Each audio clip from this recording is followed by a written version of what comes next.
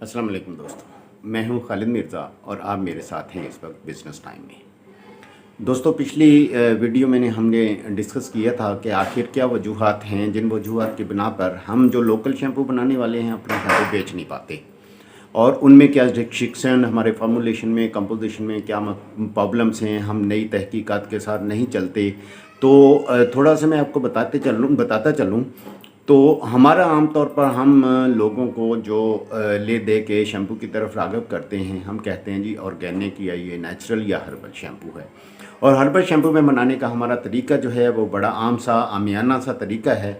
हम कल भी डिस्कस किया था कि हमने उसमें मुख्तलिफ़ जड़ी बूटियाँ, बिलाशुबा वो बहुत काम की जड़ी बूटियाँ हैं, बहुत काम की हैं हेयर के लिए और स्किन के लिए और हेल्थ के लिए बहुत इफ़ेक्टिव चीज़ें हैं वो। लेकिन हमारा उसका डालने का और शैम्पू में और इस तरह से हेयर प्रोडक्ट में डालने का तरीका कतन भी साइंटिफिक नहीं है। तो एक तो ये चीज़ है कि जब हम कॉमन सेंस उसमें समझ लीजिए कि आप भी सोचिए, इसमें एक चीज़ हम शैम्पू लगा रहे हैं और शैम्पू काम पहला जो है क्लिनजिंग और वॉशिंग है। जब हम शैम्पू लगाया, बालों को क्लिनजिंग और वॉशिंग की, तो जितने भी हमने इंग्रेडिएंट उसके अंदर डाले थे, तो जो हमारे हेयर की ऑयल, डर्ट और इसी तरह से जो मुख्तलिफ़ मैल कुचैल जो शैम्पू हमारी धो देता है, तो क्या जो इंग्रेडिएंट या जो हमने अज्जा उसके अंदर डाले थे वो हमारे बालों पे या स्कल्फ में रहने देगा? क्या वो एब्जॉर्ब हो जाएंगे? क्या इतनी देर तक वो के बालों को हमारी स्कल्फ में पेनिट्रेट होकर उसको फूड का काम देंगे? यहीं पे हमारा प्रॉब्लम है। सबसे पहला प्रॉब्लम जो हमारे शैम्पू में और वैसे या इम्पोर्टेड जितने भी हम शैम्पू आते हैं वहाँ से शुरू होता है, और हम वो क्वालिटी मेंटेन नहीं कर सकते। होता यह है कि जब आपने कोई भी हेयर प्रोडक्ट, ख़ास ऐसी प्रोडक्ट जो कि वाश ऑफ प्रोडक्ट है, जैसे कि शैम्पू है, और आपने हेयर को शैम्पू किया और आपने वाश ऑफ कर दिया, उसने पहला मरहला तो क्लिनजिंग कर दी। क्लिनजिंग के साथ अब इस शैम्पू में मुख्तलिफ एडिटिव डाल रहे हैं, हम भी एडिटिव डाल रहे हैं, वो लोग भी एडिटिव डाल रहे हैं। जब उन्होंने एडिटिव या वो अज्जा जो बालों के लिए, स्कल्फ के लिए, हेयर के लिए फूड का या न्यूट्रिशन का काम कर रहे थे, और वो जिससे ग्रोथ या बालों की अमूमी जो बीमारियां हमारी या ट्रीटमेंट के लिए हम यूज़ कर रहे थे, वो भी डॉट ऑफ हो गए, वो भी हमारे पानी के साथ ही गटर हो गए हैं। अब जब ये सारा कुछ ही धुल गया, वाश ऑफ हो गया है, तो क्या कैसे मुमकिन है कि आपके वो इफ़ेक्टिव चीज़ जो शैम्पू आपने बनाया था वो आपकी प्रोडक्ट इफ़ेक्टिव होगी? अब होता क्या है, वो लोग क्या कहते हैं, ये नेक्स्ट आज दूसरी एपिसोड है जो मोस्ट इम्पॉर्टेंट चीज़ है कि आखिर क्या है कि उनके शैम्पू में डाली गई चीज़ें बालों को इफ़ेक्ट करती हैं, हम शैम्पू में डाली गई चीज़ों से हमारे जो इफ़ेक्ट नहीं होते, वो हम बेनिफिट गेन नहीं करते। होता यह है कि वो लोग हिडन चीज़ मैं आपको बता रहा हूँ कि उनकी कंपोजिशन में एक्रेलिक पॉलीमर्स होते हैं। एक्रेलिक पॉलीमर्स का क्या काम है? एक्रेलिक पॉलीमर आपके जो अज्जा या जो चीज़ें आप लगा रहे हैं उनको बालों के साथ या स्कल्फ के साथ, हमारी जो खोपड़ी कह लें, स्कल्फ है, बालों के साथ वो एक्रेलिक पॉलीमर एक बॉन्ड बना देते हैं या उसके साथ जॉइंट हो जाते हैं या जुड़ जाते हैं या चिपक जाते हैं। जब वो चिपकते हैं तो उनके चिपकने के साथ ही वो जो हम इफ़ेक्टिव केमिकल या इफ़ेक्टिव मेडिसिन या इफ़ेक्टिव ट्रीटमेंट इंग्रेडिएंट या जो ग्रोथ के लिए इंग्रेडिएंट जिस पर्पस के लिए भी हम डाल रहे थे, वो वाश ऑफ नहीं होते। वो जो आपका पॉलीमर है, वो पॉलीमर इन बालों की जड़ों के साथ और स्कल्फ के साथ, बालों के साथ, वो एक लेयर, एक तह बना देता है। वो तह के साथ ही आपके जो एक्टिव केमिकल हैं वो भी उसके साथ ही आपके बालों और आपकी स्कल्फ के साथ आपके वो हो जाते हैं, स्टे हो जाते हैं। आपने वॉश ऑफ किया, शैम्पू ने, क्लिनजिंग, बाकी चीज़ें तो वॉश ऑफ हो गई।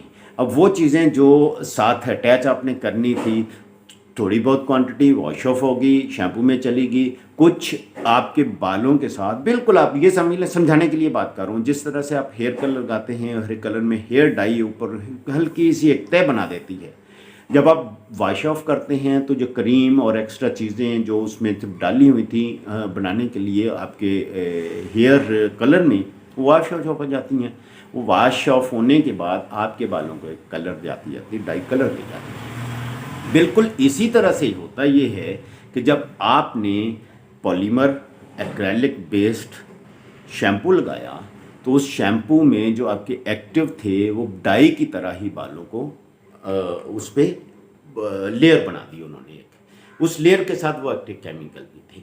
आपने जितना टाइम उन केमिकल को दिया, आपने 2 4 6 घंटे, एक दिन 2 दिन, 24 घंटे, 48 घंटे जो भी बालों पे रहे वो, आपने जब तक 2-3 बार उसको वॉश ऑफ नहीं करते तो वो आपके स्कल्प पे या आपके हेयर को वो अपनी जो है अफादियत उतने टाइम में देते हैं। ये अगरचे शैम्पू में जब भी आप शैम्पू करते हैं तो स्लो प्रोसेस होता है एज़ कम्पेयर टू क्रीम्स।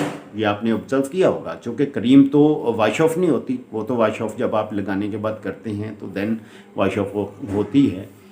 तो जब धोते हैं आप, तो बेसिकली यहीं पे हमारा प्रॉब्लम शुरू होता है लोकल का। हमारा क्या है, हमने वो भी वही इंग्रेडिएंट डाल रहे होते हैं, आप भी डाल रहे होते हैं, वो इफेक्टिव नहीं होता, वो इफेक्टिव शैम्पू होता है, आपका शैम्पू इफेक्टिव नहीं होता।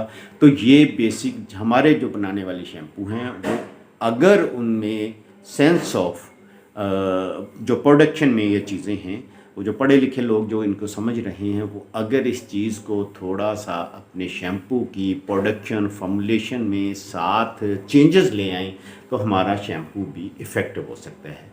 तो हम भी जो बिलियन की बहुत बड़ी मार्केट है, उस बिलियन की बहुत बड़ी मार्केट में हम भी एक अपना अच्छा शेयर ले सकते हैं। दूसरा ये है कि जो हमारे यहाँ जो रवायत है, हम जी आंवला शैम्पू बना रहे हैं, हम जी सिकाकाई शैम्पू बना रहे हैं, हम हर्बल बना रहे हैं, हम ये चीज़ें ले रहे हैं, हमारा वो तरीका गलत है बिल्कुल। वो लोग भी डालते हैं, हम भी डालते हैं। हमारा तरीका क्या है, वही कल जैसा मैंने पिछले एपिसोड में बनाया था। हमने एक ड्रम लिया, हमने एक बर्तन लिया, उसमें जड़ी बूटियाँ डाली, उसमें हमने बॉयल करना शुरू किया। हम तो जो इफेक्टिव इंग्रेडिएंट होते हैं वो तो 60 to 70 डिग्री तक अपनी अफादियत खो देते हैं।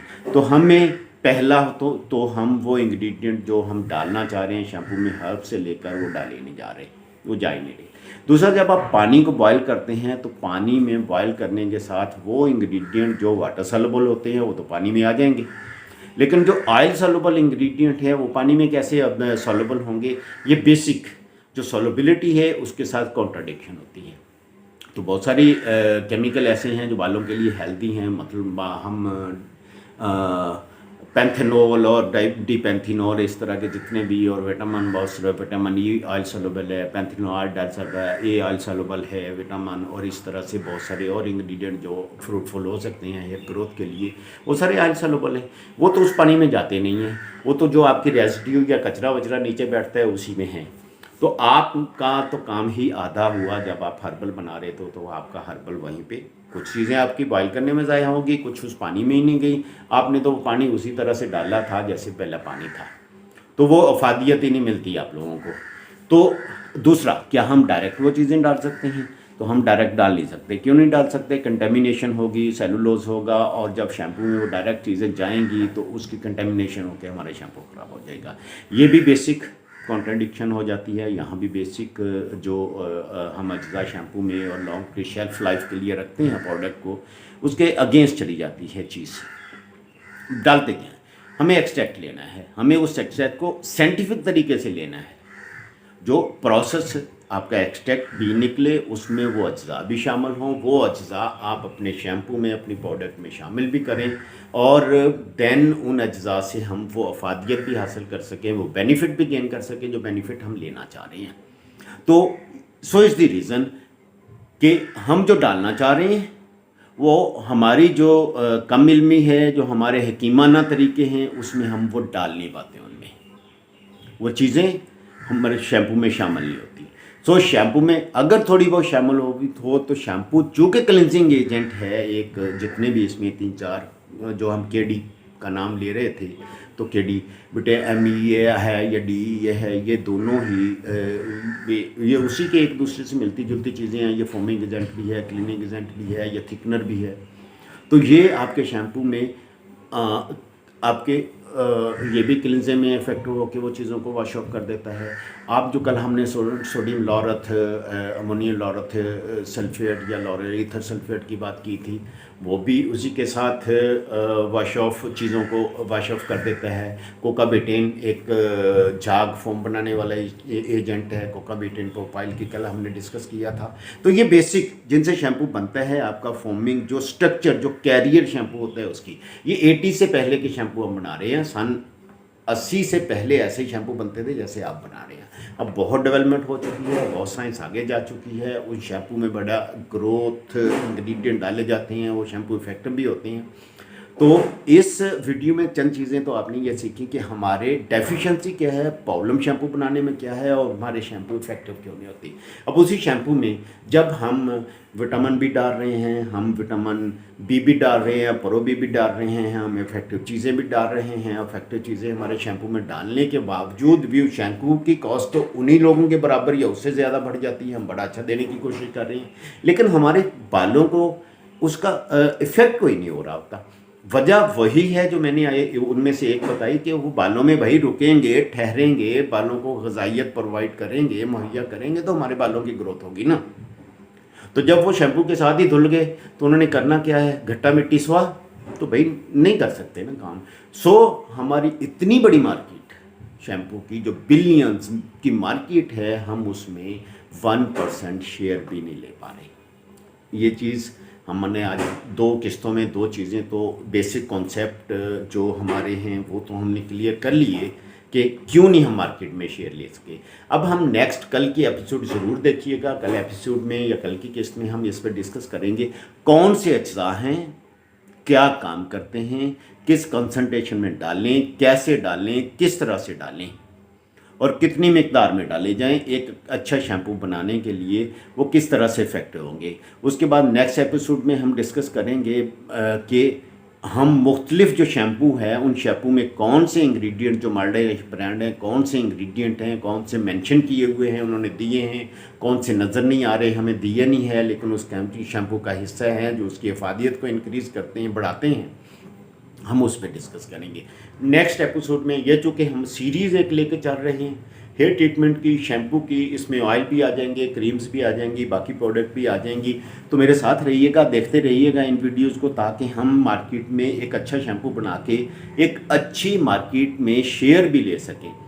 तो भाई मैं तो आपसे दुआओं का तालिब हूँ, मेरे लिए दुआ करते रहिए और आपके लिए कामयाबी कामरानी की मैं दुआ करता हूँ। तो आज का वीडियो यहीं पे 12-13 मिनट का वीडियो हो गया, यहीं पे क्लोज़ करते हैं।